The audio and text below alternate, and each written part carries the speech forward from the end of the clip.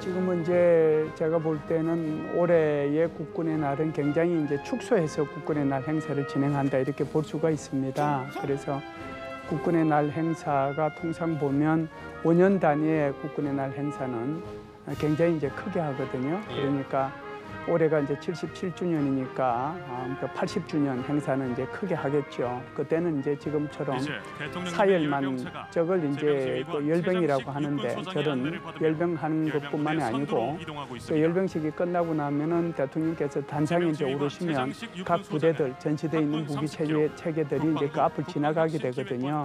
이것을 이제 분열이라고 얘기를 합니다. 그걸 통틀어서 이제 열병식이라고 얘기를 하고 그리고 나서 이제 시가행진까지 하면 이거는 이제 대규모로 국군의 날 행사를 하는 거거든요. 그런데 이제 오늘 같은 경우에는 지금 계룡대 연병장에서 지금 저걸 하고 있어요.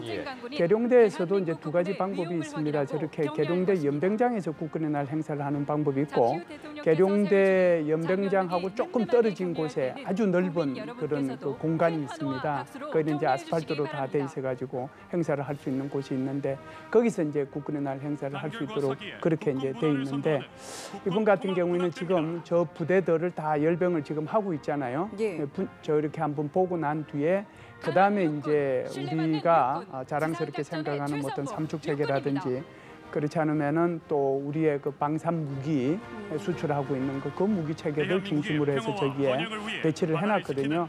그걸 지금 대통령께서 그리고 그 일행분들이 지나가면서 그 지나갈 때마다 그 부대들의 그 격려를 받고 거기에 대해서 이제 대통령께서 격려로서 답을 하고 하는 그런 형태로 해서 저 부대들이 이렇게 지나가는 거예요. 지금 이제 대통령께서 격려하고 계시잖아요. 저기 이제 부대를 지나가면서 격려를 하고 있는 모습이고 오늘 같은 경우에는 이제 예를 들어서 뭐 우리가 삼축 체계라고 그러면은 킬체인도 있고 KAMD도 있고 KMPR도 있고 그래서 이런 30K에 대한 무기 체계들이 전시될 텐데 작년 같은 경우에는 해무5가 이렇게 처음으로 전시가 됐지 않습니까? 그러니까 아마 오늘도 해무5를 포함해가지고 이런 킬체인과 KAMD에 포함되는 다양한 무기 체계들이 아마 저기에 전시되어서 사열을 받지 않겠는가 이렇게 생각을 합니다. 그러고 나면 지금 이제 우리의 방산 수출품 그러면은 K9 뭐 자주포 이거 뭐 세계적으로 유명한 그런 자주포잖아요. 그리고 K2 전차 그리고 FA-50이라고 하는 항공기 아마 FA-50은 나중에 공중 분열식 할 때 등장을 할 거고요. 지금 저기는 지금 지상에는 배치는 하지 않았습니다. 그런 무기들 그리고 이제 우리 청궁2 그러면은 이제 소위 말하는 요격 미사일이잖아요. 그런 것들이 우리 방산 무기의 수출품의 핵심을 차지하고 있는데 그런 것들이 이제 주로 배치가 돼 있어서 그런 것들을 좀 보지 않겠는가.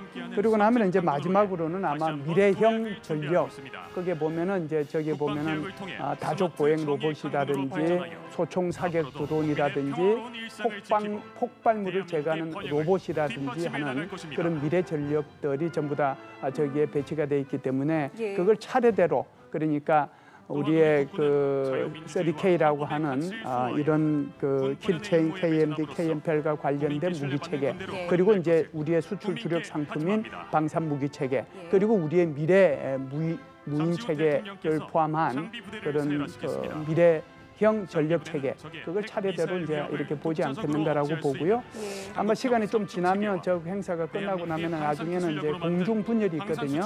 공중 분열에는 이제 헬기를 포함해서 전투기 다양한 전투기들이 있지 않습니까? 그 전투기, 정찰기 뭐 이런 것들이 나중에 공중 분열에 등장할 거다 이렇게 봐요.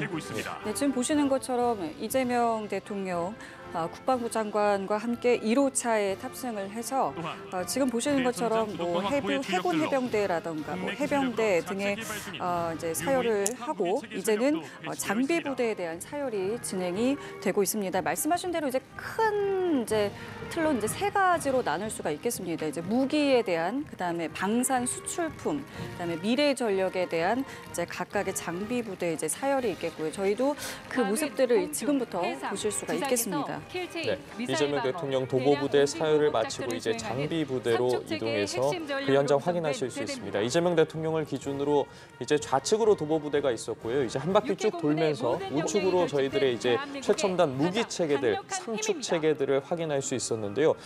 앞서 천궁에 대해서, 현무5에 대해서도 말씀을 해주셨고, 오늘 좀 눈길이 가는 부분이 지금 멀리 잠시 보인 것 같은데, 장거리 지대공 LSM 같은 경우에도 사실 올해 초부터 이제 양산을 본격적으로 시작하지 않았겠습니까? 그 부분에 대해서도 좀 설명 부탁드리겠습니다. 그래서 이제 우리가 요격 무기 체계라고 하는 것이 우리가 지금 가지고 있는 게 패트리트 30하고 지금 이제 말씀하신 것처럼 천궁2가 이제 핵심이거든요. 그래서 이제 크게 보면 40에서 고도 40에서 150km에서 오는 사드 무기라고 하는 것이 있는데, 그것은 이제 미국이 가지고 있는 거지 우리 군이 가지고 있는 것은 아니거든요.